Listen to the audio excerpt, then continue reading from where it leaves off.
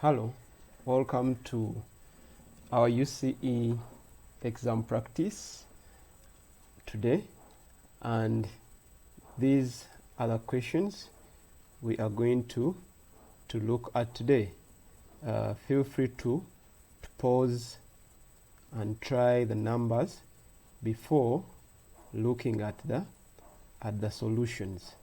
These are our 10 questions, section A questions. Okay, here we go. That's our question 1. And question 1 says, find the highest common factor of 9, 12, and 15. And such a question, where we are only supposed to work out HCF in section A, requires us to write down the factors of those given numbers. So we are not going to use the ladder method, but instead we are going to state factors of 9. We can write them in a set. We have 1, 3, and 9. Factors of 12, we have 1, 2, 3, 4, 6, and 12.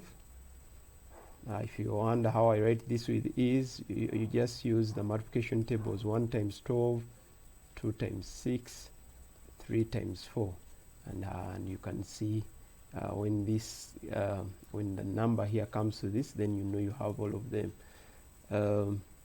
Factors of 15, we have 1, 3, 5, and 15. Okay, so since we are interested in the highest common factor, we can write down the common factors. Common factors, 1 is appearing in all. We also have 3 is appearing in all. Anything else? Okay, no. And therefore the highest common factor from this set of common factors is a 3. That's all we need to do to get all the marks.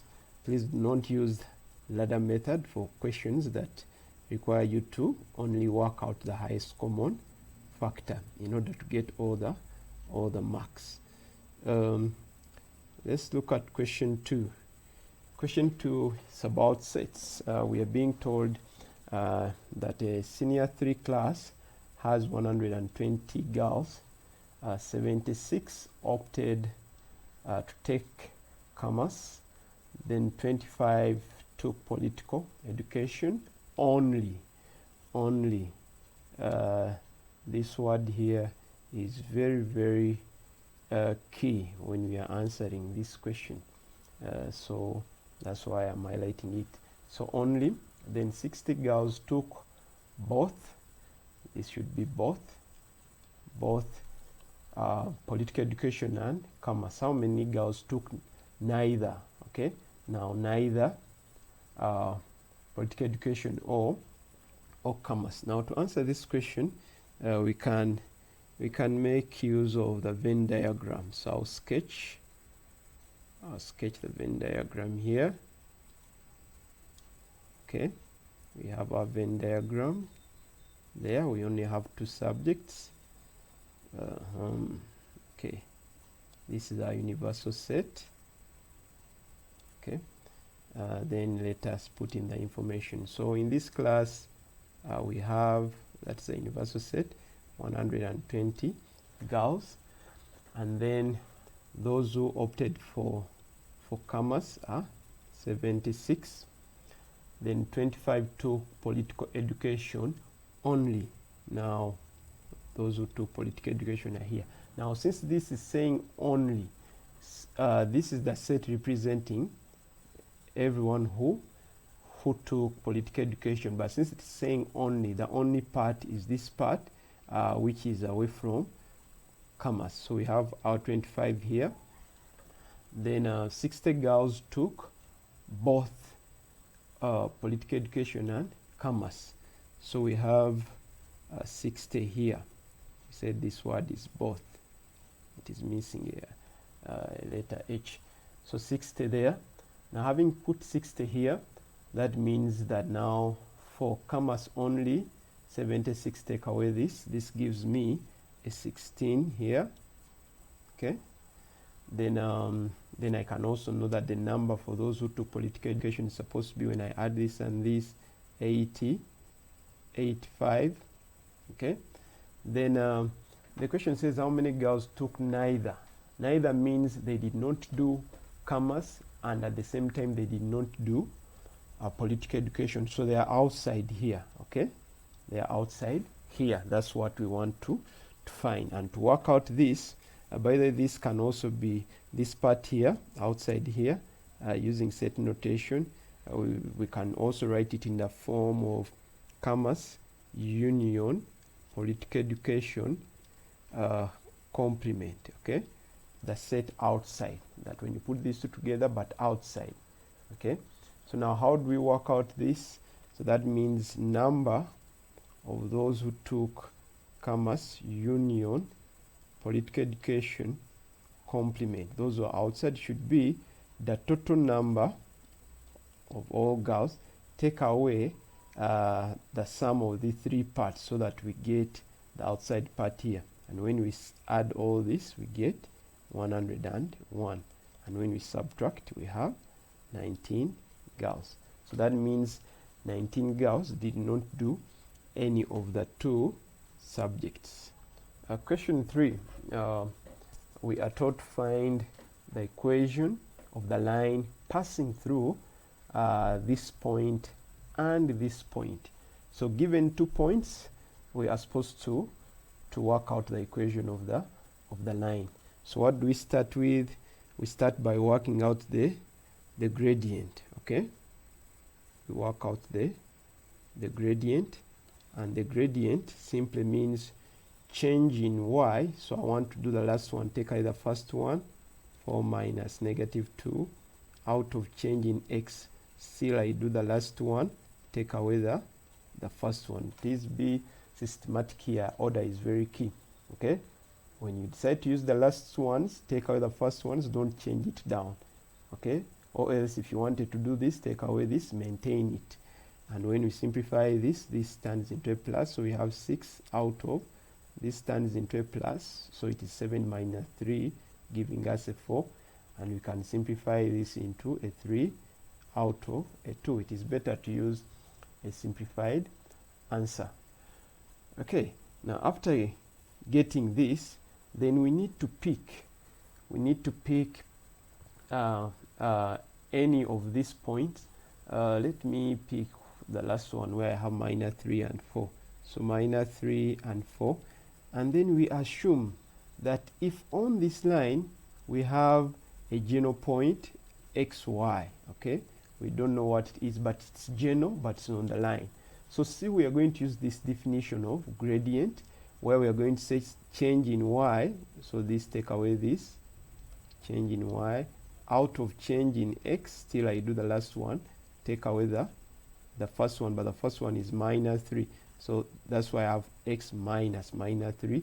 This should give me what? It should still give me the gradient. Okay, and now from here we can cross multiply. Okay, so I am cross multiplying 3 into x. I change this into a plus. Okay, I have cross multiplied. So I open brackets, 2y minus 8 is equal to 3x plus a 9.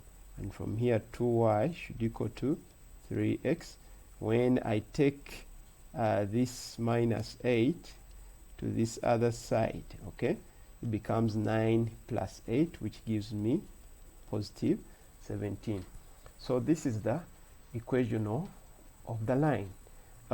If you don't like to use this method here, I know some people, you can as well also use y is equal to mx plus c, where this m is the gradient and c is the y intercept.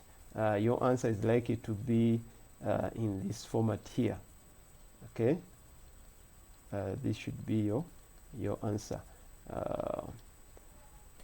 This can be also written as 17 divided by this. This can also be 8.5. In case you use a calculator, you'll have 8.5, 1.5.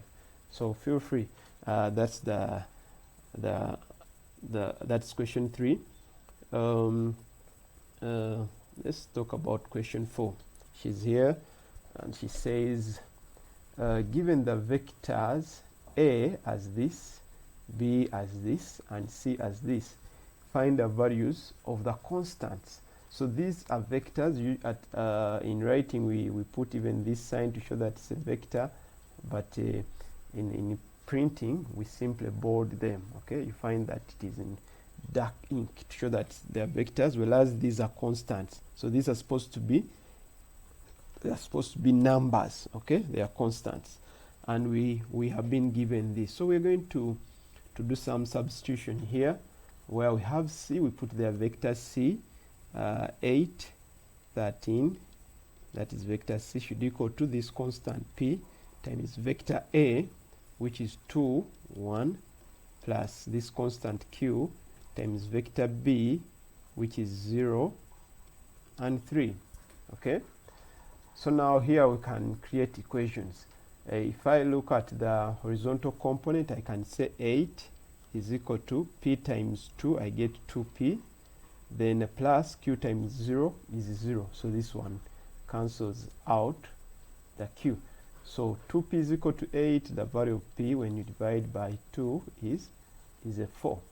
Okay, then we can go to working out the next thing. Then when we use the vertical component, at 13 is equal to P times 1, we have P plus Q times 3, 3Q, but already we know what P is.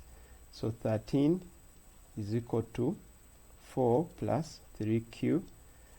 Take 4 to this side, subtract it. You have 9 is equal to 3Q. Divide on both sides by 3. So our Q should be a 3. There we are. Question 5. It says a wooden box is 2 meters long. So I can put 2 meters here. This is the length. Then 50 centimeters broad. That is the width. And 3 meters. Now when you look at the units here and here, this is meters, centimeters, but we are supposed to give our final answer in meters squared. So when we divide this by 100, remember 1 meter is equal to 100 centimeters. So to convert this into meters, we divide by 100, we get 0.5 meters. It's a half a meter. Okay, and then 3 meters high, and then this is the height. Okay, we are supposed to find the surface area. So surface area means the total area around the shape. Okay, so our total surface area should equal to, let's first of all consider this lower part here. Okay, do we see that lower part? It will be, it's rectangular in shape, so to find the area we need to multiply length times width. But when you look at this lower plate, it's also up here. Okay, so we need to do 2 into 2 times 0.5. Is that okay? Plus then let us consider this side that is facing us. Now I'm talking about this and this. Okay, and this. Now when you look at it, it's also at the back here. You see that behind part there. So that means we are going to do 2 into 0.5 times 3. Then plus, after that, then we also have this side here. This side here, 2 meters, 2 meters by 3. Okay, do you see that side? But when you see it this side, it's also this other side here. So that means we need to do 2 into 3 times 2. This is how we get the total surface area. Okay, now when you multiply we notice that here we have a 2 plus, here what do we have, a 3 plus, here what do we have a 12. Okay, and so when we add all of them we get 17 meters squared. That's our answer.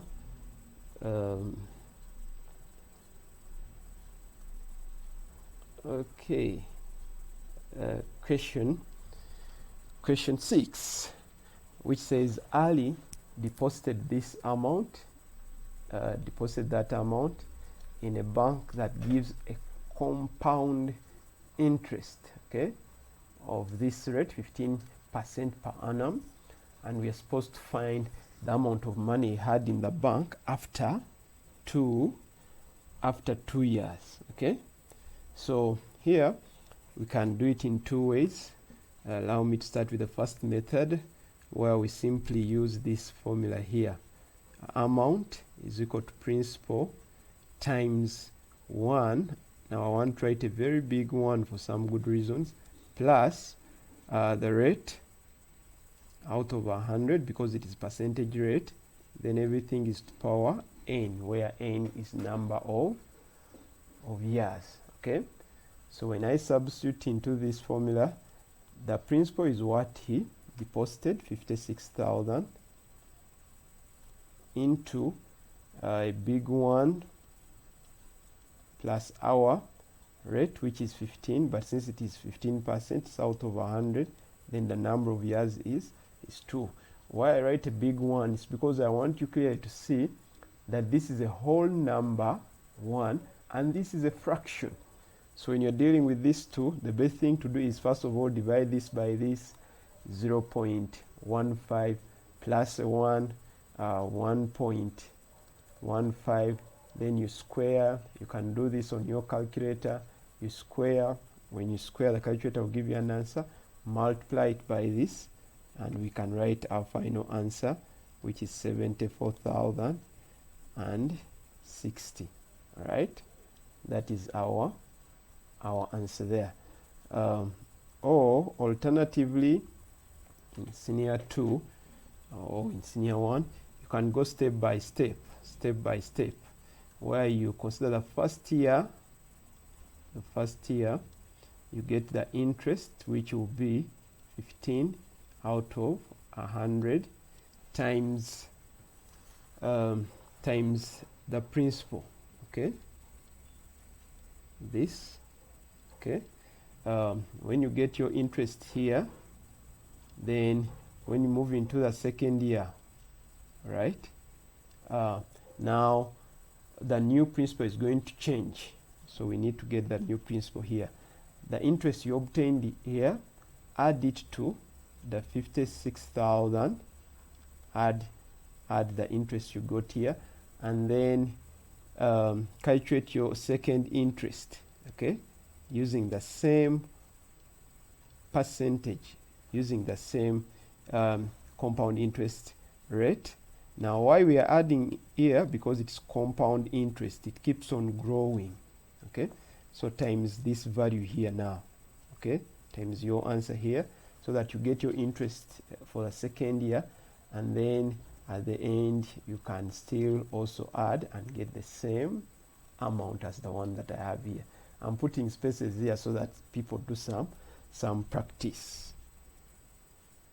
Okay, question 7, where we are told not to use a calculator, and we need to answer this. Please do not use a calculator, but instead find a way of answering this without it. So when I look at these two numbers here, this number is squared, this number is also squared, and then in between there is a minus sign.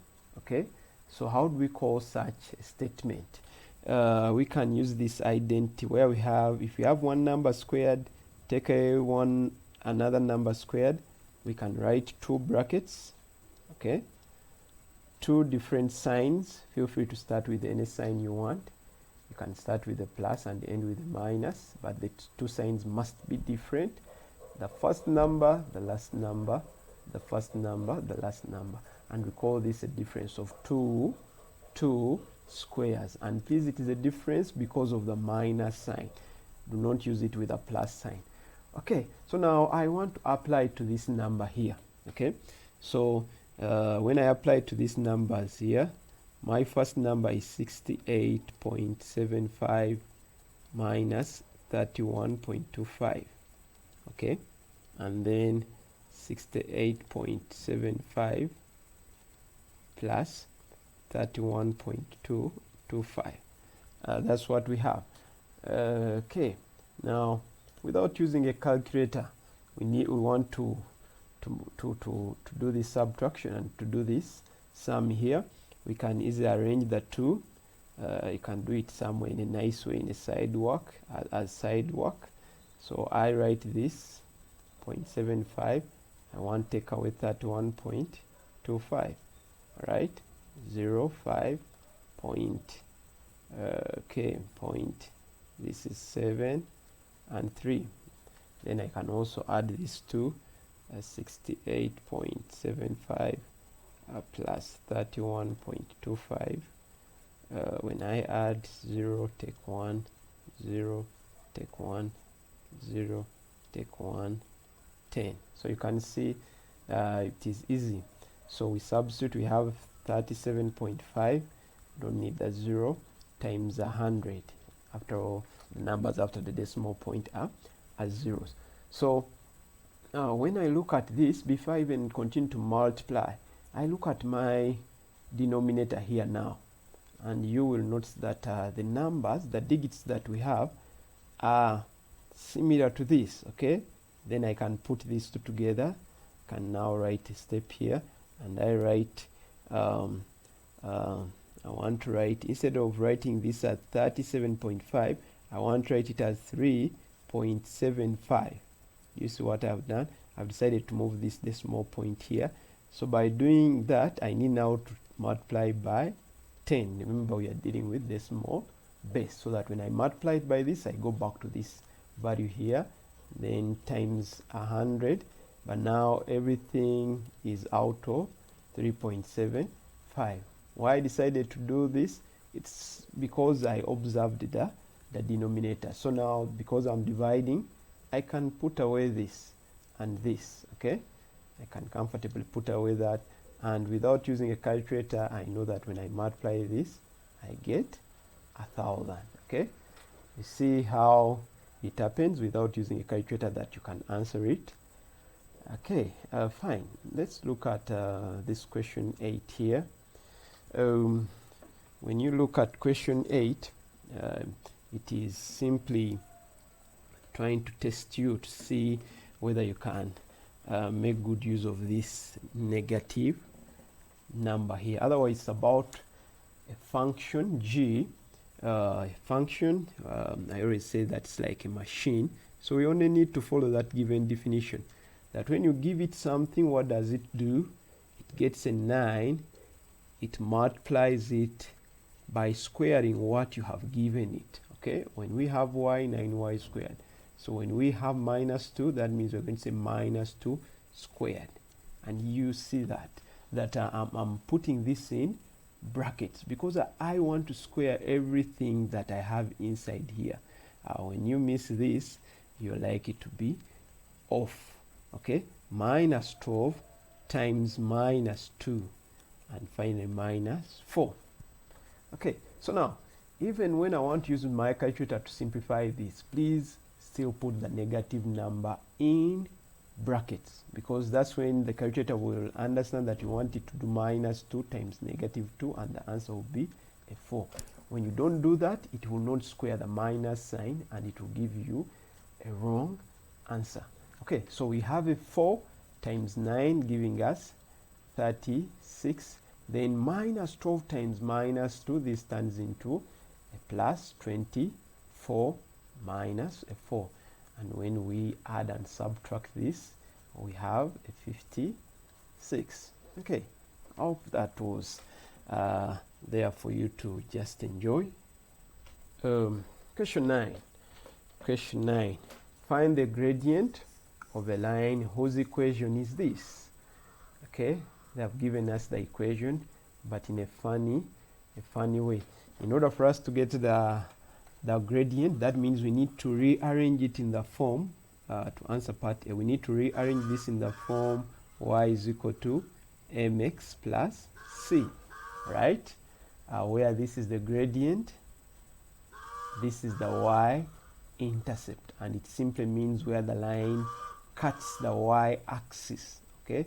If I'm to sketch this, this is the y-axis, this is the x-axis. So at a certain point where the line cuts the y-axis, that's what we call the y-intercept, okay? Fine. Now let us rearrange this. We can write 2y is equal to, I want to take this to this side, it becomes minus 3x. I take this to this side, it becomes positive 8. Are we good with that? Then I want to have only y. I want to make y to be the subject. So what do I do next? I need to divide each part. You see what I'm doing?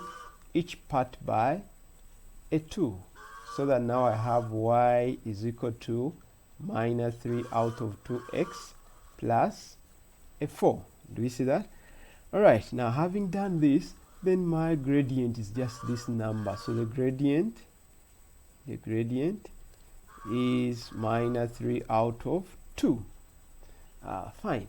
Now to answer part B, which says write the coordinates of the point where the line in A cuts the y-axis. Okay, I have already talked about this point here, that where the line cuts the y-axis, we call it the y-intercept. And so if this, where these two axes intercept, we have a 0, so that the x-coordinate has to be a 0. And when the x-coordinate is 0, this number here is our y-intercept. You can simply put it there, okay? So these are the coordinates. Or in case you forget that, just get the 0, put where we have x0, and work out and get the value of y. That's how we can answer that. Okay. And our last question of the day, question 10, it says the diagram below shows a net of a right pyramid on a square base. So it's a square based pyramid. The sides of the square base are 18 centimeters each. And the first question is telling us to draw the pyramid. Okay, so how do we draw this? We just need to flap this so that we have a pyramid. Let me try and draw. We need to start by drawing the square base. Okay, I hope that is nice. And now after drawing that, we need to put up the edges. Okay, let me do my best. Okay, and I also need to take this up. Okay, let it be there, and then I can bring this down. That is better. And now because this is hidden, I can use dotted lines to show that it's at the back. Okay, we can also dot this to show that they are behind. That's the best way of sketching. So there we are. We already have our pyramid drawn. We can put this, and we can also put this. Okay, see that? And so where these two intersect, we have the height. Okay, this is the height of the pyramid, and this is its vertex up here on top. That is the vertex. Okay, so we have our pyramid already drawn. These sides are equal. We are told it's a square based, 18 centimeters. All right, then we are through with part A. Part B, calculate the height of the vertex of the pyramid from each base. Okay, so the height of the pyramid.